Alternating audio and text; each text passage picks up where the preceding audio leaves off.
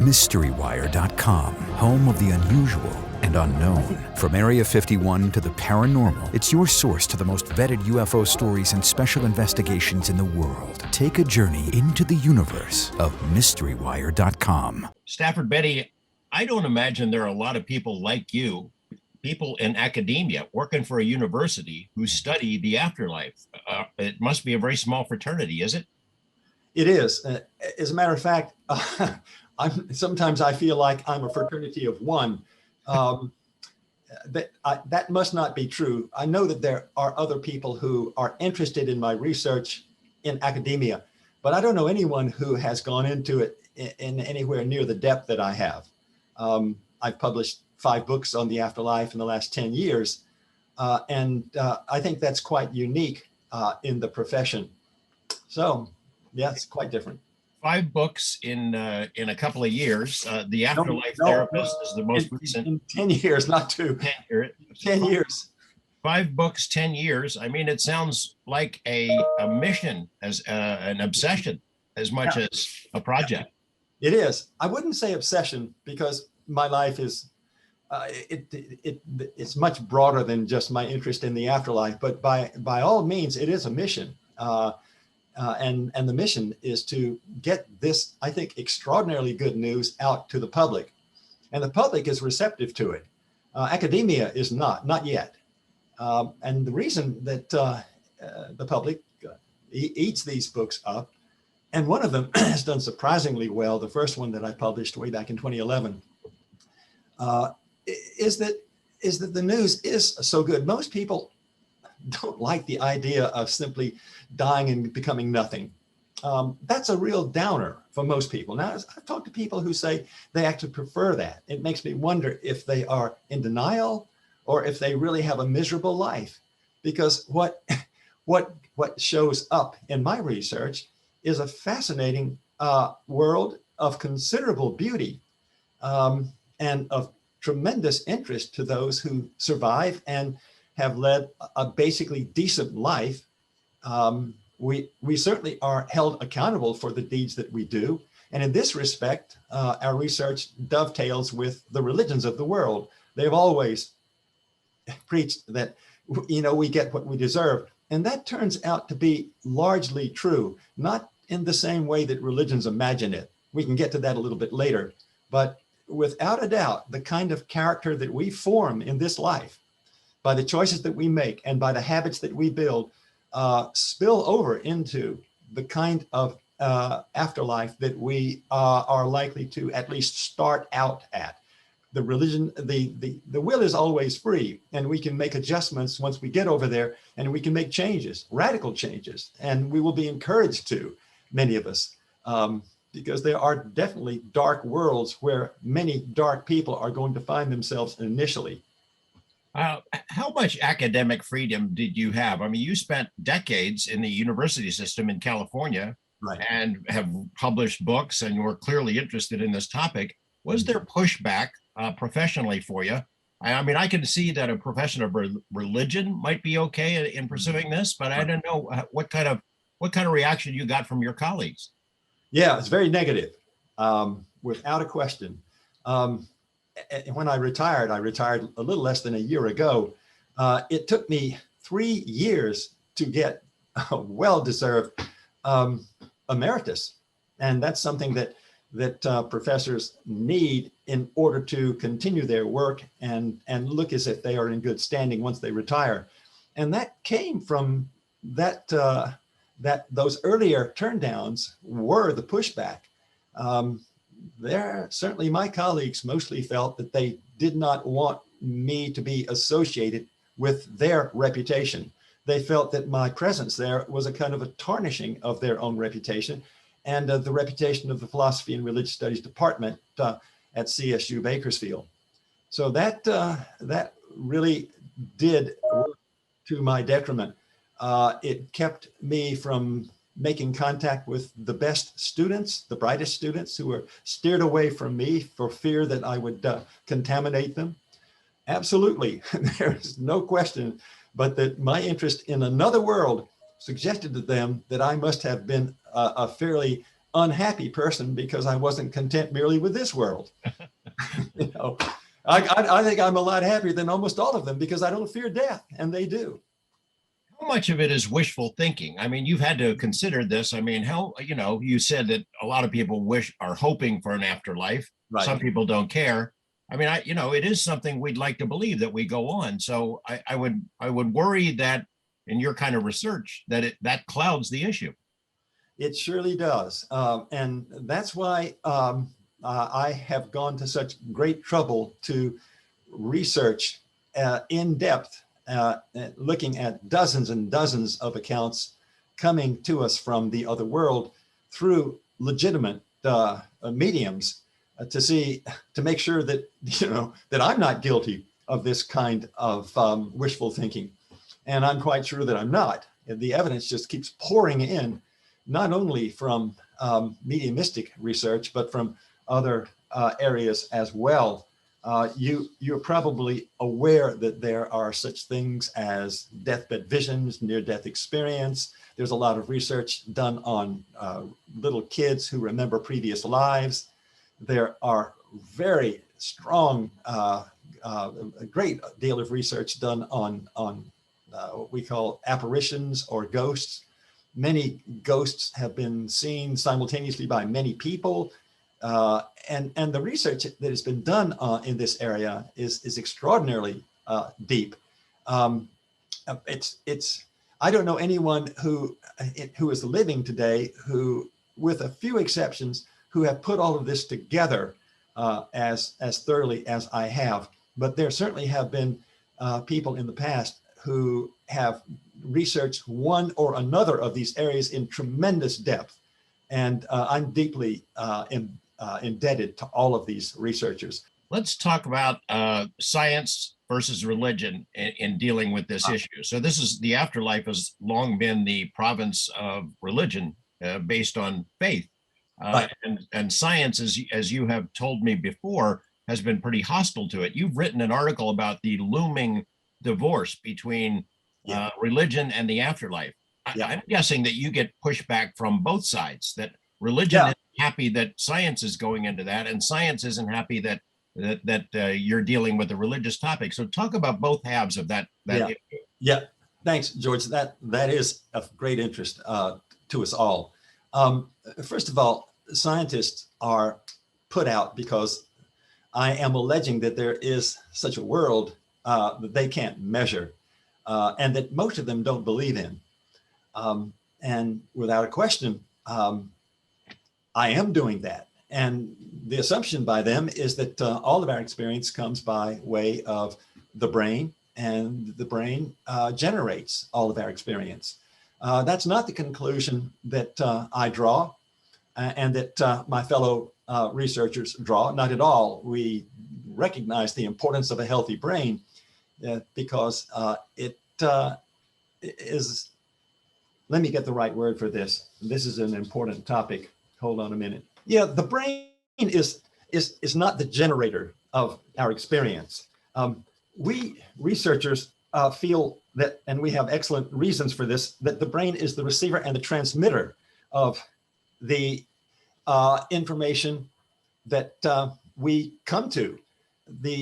The generator of experience, of consciousness, is our, what we call soul or the self, and it's immaterial. And it works through the brain being its transmitter and its receiver. It's a lot like a television set, a TV that tunes into specific electromagnetic waves and converts them into image and sound. So a healthy brain is extraordinarily important, but it is not the generator of our experience. And science has serious trouble with that, George, because they don't see any such thing as a soul. They recognize that we are conscious, but they claim that consciousness somehow emerges as a byproduct of electrochemical brain events. Now, they have no way of proving that. They have no way of even making sense of that, and they acknowledge that. It's extremely mysterious to them how that could ever happen. but they believe that that at least is superior to the thesis that we're recommending, that basically the brain is just the transmitter and the receiver rather than the generator. So you can see that they have terrible problems with this spiritual dimension. Now, about religion, to get to that, the conclusions that we've come to, the afterlife scenarios that have evolved from all the research that we've done, is that that there is nothing about religion that has a right to say we own this area. We're simply made in a way that we don't die, and we're all made in that way. And it doesn't matter whether you are a Baptist or a Catholic or an atheist or a Buddhist or a Hindu. We're all going to die, and we're all going to have this very natural experience of surviving bodily death. And it's not as if there is some God that is awaiting us to see if we have acknowledged him, pleased him, followed the rules. That's not at all what comes through the research that we've done.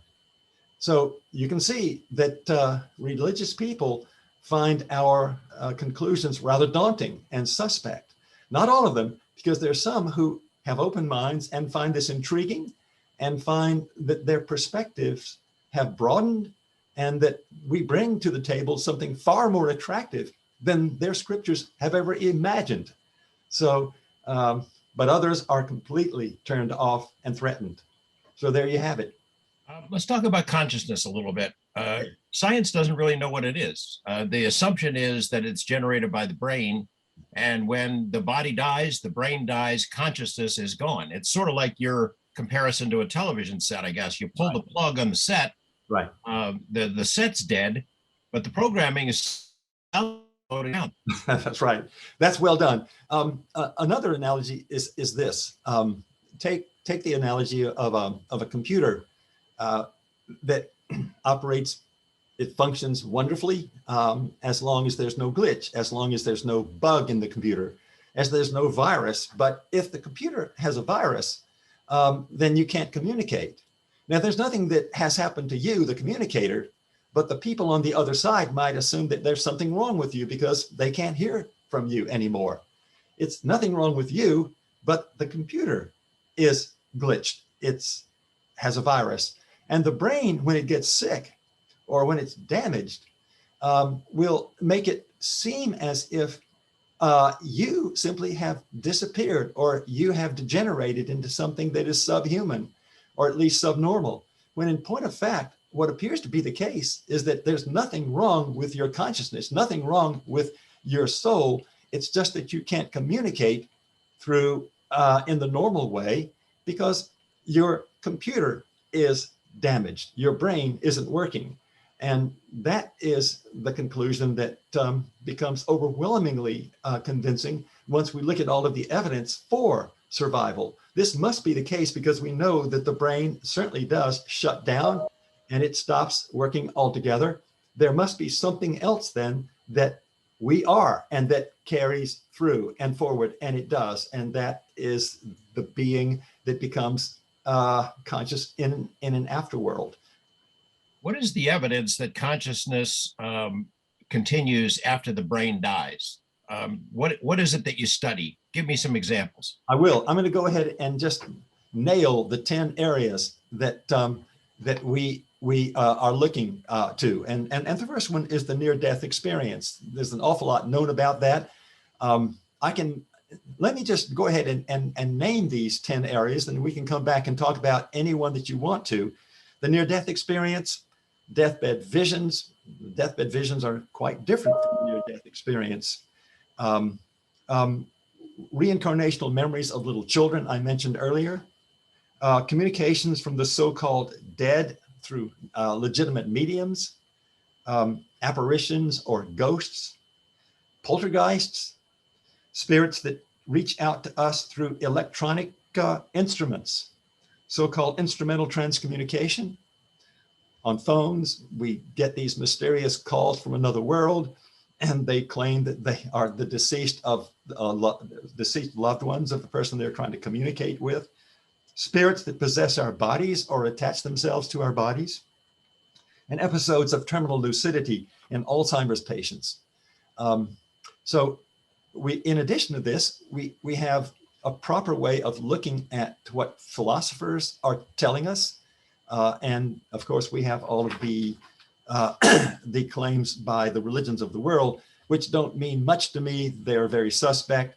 Nevertheless, they're perhaps better than nothing. There are these scriptures that all assert that we do die and then we continue to live. And that's at least worth mentioning, let's put it this way. So all that evidence comes together and gives us the not the assumption, but the conclusion.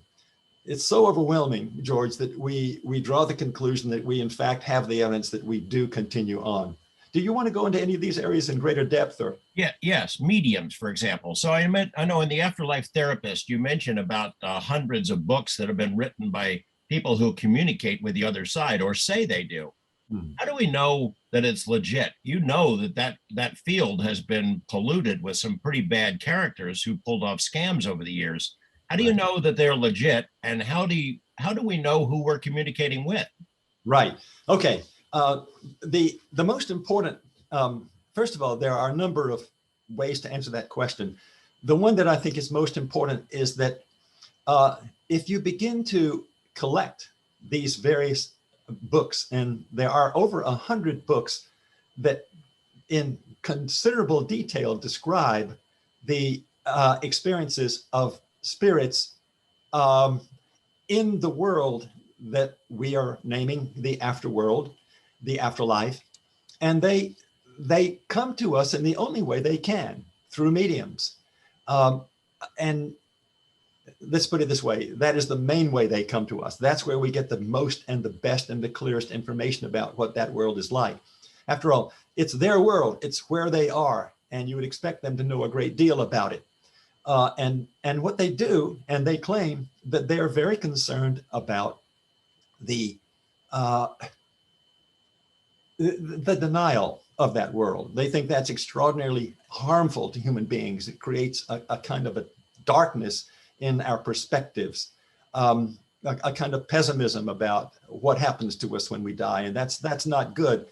And so when you read enough of these messages, you see how incredibly similar they are, and they come to us from all over the world. From many of them come from the British Isles, some come from France, Germany, Brazil, the United States, Canada, and this has been coming to us over the last 160 years now. And when you start comparing one account to another account to another account, you can see that they're describing the same experience, the same world. And so that's one of the main areas that's impressive. Another factor is that many of these spirits have an acute memory about their place in the world before they died. And they have a lot of information about that. This is called evidential. They present evidence that they are the person they claim to be. And it's pretty easy to check out to see whether or not the evidence that they are presenting really does check out with people who remember them, with libraries where they would send you to check out a particular place in a book, the margins of a book in a particular shelf of a library where you will find this to have written. And it's remarkable how much evidence they present to prove their bona fides. And so that's another. And the other thing is that this is a little peculiar, but mediums who have become rather famous in our area of research will oftentimes bring a number of different spirits through. And one in particular, Geraldine Cummins, the most famous 20th century medium, an Irish woman, has presented over 50 different spirits, have allowed 50 spirits to take her over and to present their messages. And the handwritings of each of these is distinctly different. And some of the handwriting matches the handwriting of the alleged spirit while that spirit was alive in the flesh. And there's just a lot of evidence like that you can't really explain in any other more or less logical way. So these are just some of the things that we look at. There are others as well, but that'll probably do for now, George. The near-death experiences. So I've read a lot on that and interviewed a lot of people who've had experiences and have shared them. I find that to be compelling. People who are dead, they're physically dead. Right. They see things that they should not be able to see. And Right. then when they come back, they relate that information. Right. That's pretty persuasive. Yes, it is. Exactly. It is. It is indeed. So that's one of the main 10 types of evidence. First of all, it's remarkable that all of this evidence, which is quite distinct from every other element in this collection of evidences, all point to the same conclusion, that we must survive in order for it to be explained. The near-death experience is one of the major ones. And what's particularly interesting about this, well, there are a number of things. First of all, there is a great deal of similarity in the contours of the typical near-death experience, particularly the ones that are well developed. And it doesn't matter the background. It doesn't matter whether you're an atheist or a Buddhist or whatever. And it's just remarkably similar. The being of light that is reported, the memories of a previous life, the meeting of deceased loved ones, the feeling of the knowledge that one is outside of one's body. All of this evidence is similar in spite of tremendous differences in what was expected to happen at one's death. An atheist certainly doesn't expect any of this to happen. A Catholic expects something like this maybe to happen, but not very much like this. And yet everybody, in spite of these very different backgrounds, has roughly the same type of experience. And it's really hard to explain that away as some sort of an hallucination, because they wouldn't hallucinate in the same way if it were a hallucination. The other factor, which is what you just mentioned, is that a number of these well-developed near-death experiences involve becoming aware of an event that they experience. They see something happening in a different part of the hospital where they are having this experience, or even, in somebody's home back in Baltimore, where they managed to visit a sister who's bringing in the groceries, and they awake, and they come out of this, and they start talking about these specific memories that they have, and they check out, which indicates they really were present in order to be able to see what they report. And of course, you call the sister back in Baltimore to ask, were you really bringing in the groceries at 9:40 yesterday? Yeah, I was. Why do you ask? Things like that, George. That's really, to me, compelling. Let me, I'm not a particularly religious person, and so when I've heard these stories about what heaven is supposed to be, what the afterlife is, people are happy. It's blissful all the time, hot and cold running bliss. We're floating on clouds. We're playing lutes, and we're just happy all the time. It just didn't sound that interesting to me. Right. It didn't sound like a place where I wanted to be forever. Not at all. And it's not at all that way. And I know that there are people who there are certain Christians, I know quite a few Christians who believe that, all it takes to go to heaven is to give your life to Jesus, and it'll to be happy. And they really don't have any sense of what's involved over there. They just know that it has to be happy. And what if they go anywhere to get information about it, they go to the book of Revelation, which is the last book of the Bible, of the Christian Bible. And, when I read that account, I think to myself, good Lord, I don't think I would want this for more than a couple of weeks. And so what we find in the evidence, in the descriptions, in these wonderful books that are written by these spirits working through legitimate mediums over the last 160 years is a fascinating world. And it has, without a question, many, many occupations that are available. Much is expected us. I mean, let's put it this way. It is an extremely challenging environment. It is not a place where you just go to cruise and get lazy and it's it's an interesting place. And I feel like I ought to read at least just one or two passages, a dark passage and a light passage. Stafford, let's do it this way. The broad strokes of what the afterlife is like. As I said before, you have this image of people on clouds playing lutes, and it didn't sound very interesting. What Right. about the structure of the afterlife? What happens over there? Well, I'm going to read just 3 short paragraphs from my book, The Afterlife Unveiled, just to give you some idea. First of all, spirits do not usually refer to their world as heaven. Their world is actually a spectrum of realms stretching from the lowly joys and satisfactions of a novice soul just come over to spheres of unimaginable radiance, perfection, and fulfillment that they have only heard about or at best visited, to darker, murkier regions where souls of a lower order reside. So it's got just about everything you can imagine in it. Here is a description of the kinds of interests that are available over there. The astral world, this is the afterworld, another word for it, provides opportunities for every wholesome interest or avocation, from science to music, to theology, to astral architecture, to home building. It is a joyful, endlessly fascinating place full of challenges for those who desire to grow. But listen to this. There are hellish regions in the astral and large populations that make their home there. What is sometimes referred to as the Shadowlands is a vast world of many conditions.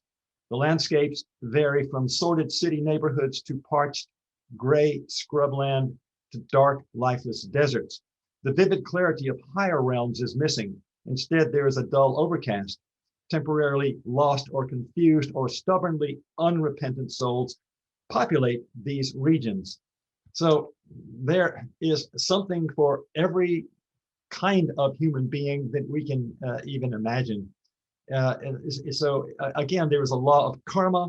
The habits that you have developed in yourself through years of life on our planet carry over into that world. You become thoroughly yourself when you die. Everything that you've made of yourself here continues over there. Nothing has changed just because you dropped the body.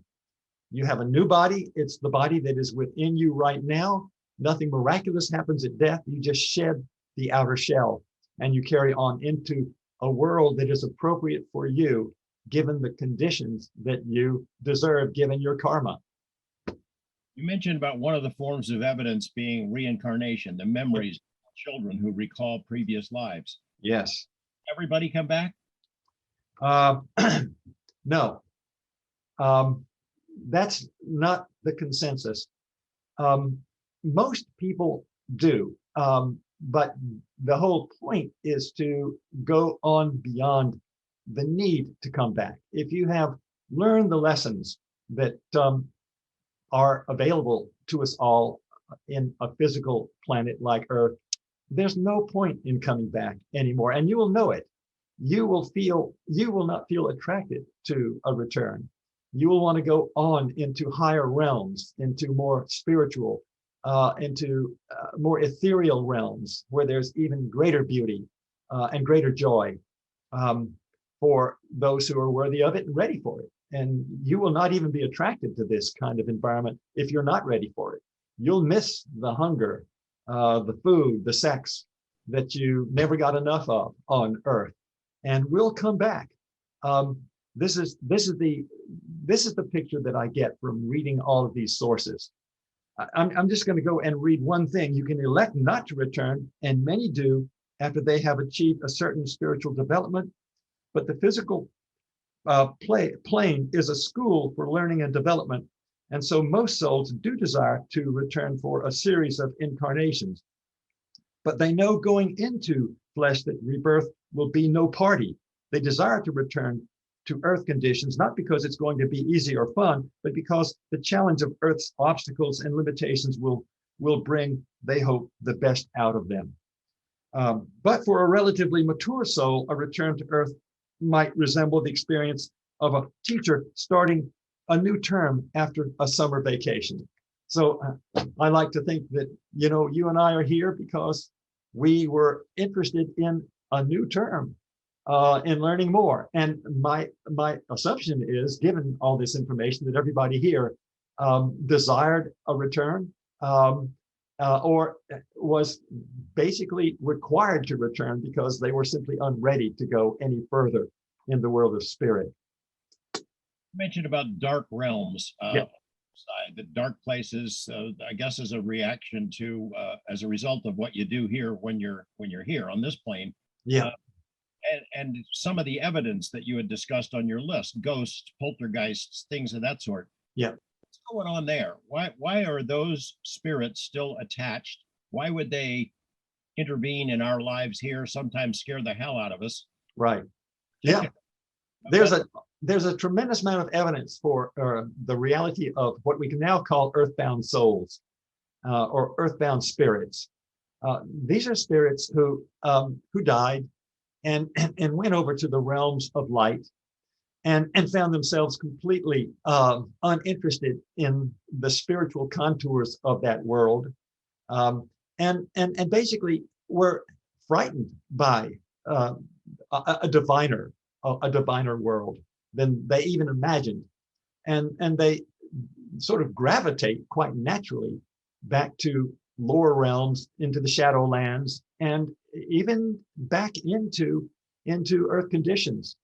And so they find themselves so attracted to the addictions. For example, take an alcoholic, a raving alcoholic who dies, and that person is going to continue thoroughly to be himself with his addictions. The addictions don't go away because they are internal. They're not purely physical, they are internal. And this person is going to be desperately feeling the need to get more of what he misses. And the evidence is overwhelming that it's possible for a person like that to gravitate back to earth conditions. Of course, he's unseen. He doesn't have a physical body. So he roves the planet unseen. And who does he seek? He seeks people who, like him, are raving alcoholics.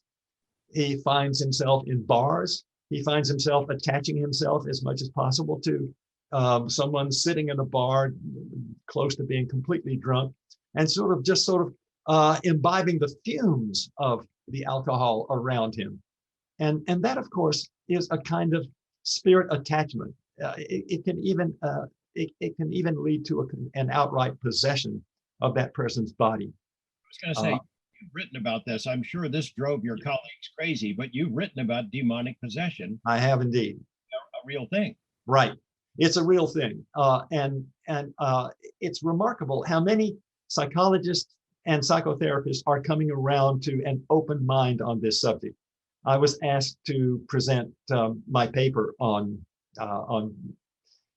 possession, and it was incredibly well received. There wasn't a single person in that audience of 50 people, all of them involved in psychotherapy in one form or another, who hadn't seen very much the sort of thing that I was describing, and made them wonder what is really going on here.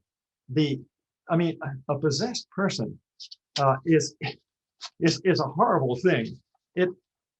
Typical signs of possession are incredibly foul language that really doesn't seem to have any connection with what this person is usually, how he usually speaks. Supernatural power in the worst conditions, including levitation. And this is levitation. Come on, that's just fiction. No, it's not fiction. It happens. And I can cite cases. And there are cases written in our newspapers. A famous case in 2012 in the Indianapolis Star about a couple of kids who levitated. Horrible stench. hatred in the eyes, an unnatural voice, violent anger, sometimes levitation. So these are signs of something horrific going on in our world, and they are very real. Unfortunately, this is one of the signs that we do survive bodily death. I wish it were not, but it is. It's indicative that there are spirits here around us who have led lives before, and because of their addiction, have come back to bother us. Not so much because necessarily they always hate us, but because they just want to have what we have, and they get in our way, and they turn the alcoholic into a worse alcoholic than he would have been otherwise. Here's an alcoholic trying to break the habit, and here's this guy trying to drink through him. So there's all kinds of mischief around us. Demons that possess somebody. Yeah. Really the spirits of unhappy people who've gone to the other side, not some other kind of entity. Right. Mostly. There are very exaggerated cases of possession, which seem to be truly demonic. It does seem as if there is a relatively small contingent of spirits on the other side who take great delight in making human beings on the planet miserable. And what percentage of these earthbound spirits are of that type, I don't know. My sense is maybe 10% are truly bent on doing damage because they are sadistic and they get a kick out of making people miserable, out of seducing them to suicide. And these voices that so-called schizophrenics hear, I'm convinced often are not explainable by some sort of brain problem. I think many of these schizophrenics are being bothered by spirits who are working through them, trying to make them kill themselves. There's this constant refrain you hear from many of these schizophrenics: do it. Somebody's waiting for you on the other side. All these seductions, horrible some temptations, and of course, many schizophrenics succumb to those invitations. Toward the end of their lives, Thomas Edison, Nikola Tesla were both working on what they called a spirit phone, a form of communication, a system that could communicate on a regular basis with the other side. Is that a realistic possibility? How have you done some research into that? And is there an attempt to do the same thing? Right. I have. When I first heard about this kind of transmission, I thought to myself, this can't be. I did not regard this as a legitimate area of interest for me. I was finally forced to look into it, and when I started to look into it, I was incredibly impressed by the evidence. There are spirits on the other side who are trying to reach us through technology. And you might think, well, why do that? Why not just reach us in the usual way through mediums? And I think the reason is that they know that mediums are suspect, and they try to get through to us using technology. And they have become quite successful at this. Not nearly as successful as when operating through a human being. But nevertheless, what does come through is very consistent with what comes through the usual route, the medium. The world that is described over there, the world of spirit that they are living in, is obviously the same sort of venue or the same sort of world that comes through in the case of mediums. So we have technology being used by these spirits who are trying to reach us in that manner, and then the usual way of trying to reach us through the mediums. And the world that each describes is astonishingly similar. And so that in itself is enough to perk my interest. We talked at the beginning of our conversation about how lonely it has been for you in the academic circle to do this kind of research. reported about a contest sponsored by Robert Bigelow, and I don't want to ask you whether you're in it or not. This contest, putting up a lot of money, has attracted a lot of attention around the world. Can you describe sort of, not necessarily the reaction to the contest, but my perception of it is that there are pockets of research, scientific and otherwise, around the world. Is there a community of this that maybe has been brought out of the woodwork by that contest? Oh, yeah.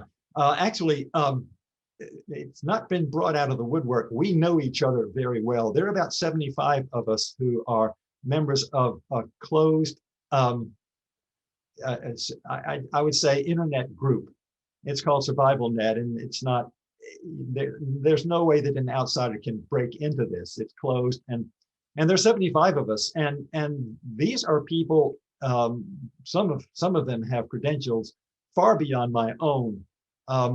People who work in industry, people who are not academics at all, and they have made names for themselves in other areas. And so we know each other. We have been out of the woodwork for a long time, and people in this group are going to be very interested in this prize because it involves quite a bit of money.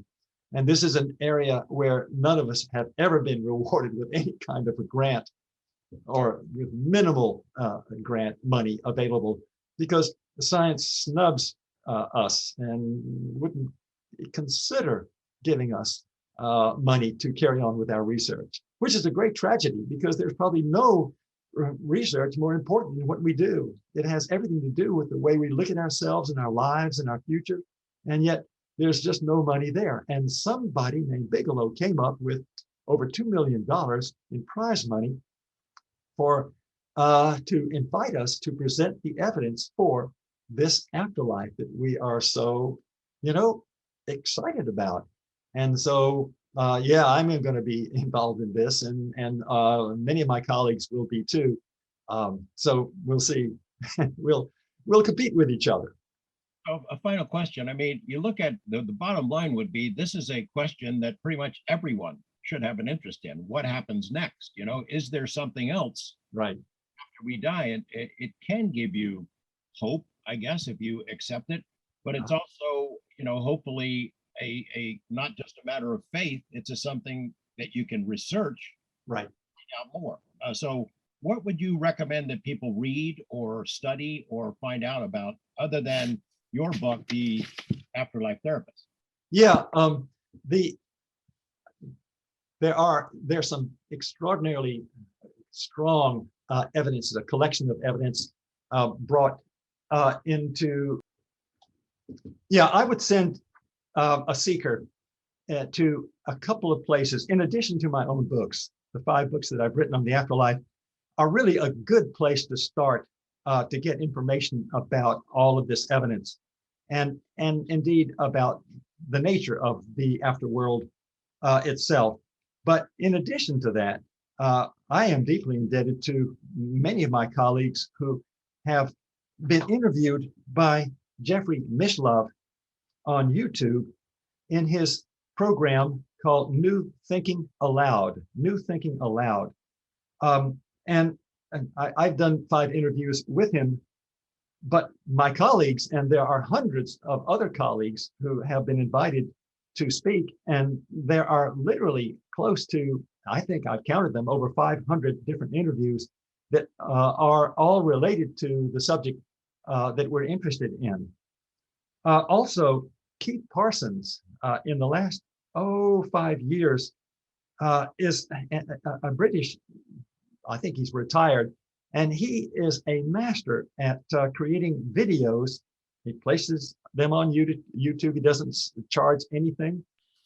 And these are incredibly attractive and very well done videos that are attempts to prove the reality of an afterlife, given the evidence that you and I have discussed here. His most recent one is called Indridi-san and Mr. Jensen. And how do you find this guy on YouTube? You would go to Dr. Keith Parsons' Afterlife Researches, and if you can, he has about 30 of these programs, and they are incredibly impressive. And I think they are more compelling than even the books that are out there, because they're so extraordinarily and professionally well done by this man, Keith Parsons.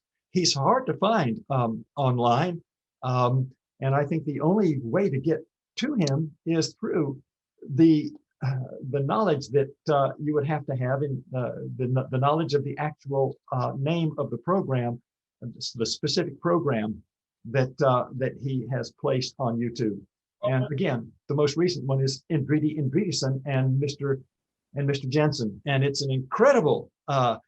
It amounts to a kind of proof that there is an afterlife. It's so well done. It's considered to be the perfect case. Stafford Betty, thank you for sharing some time with us. I hope you'll keep us in the loop. If you write something new, have some new research, you always have a platform here. Thanks so much, George. It's been a pleasure working with you. I think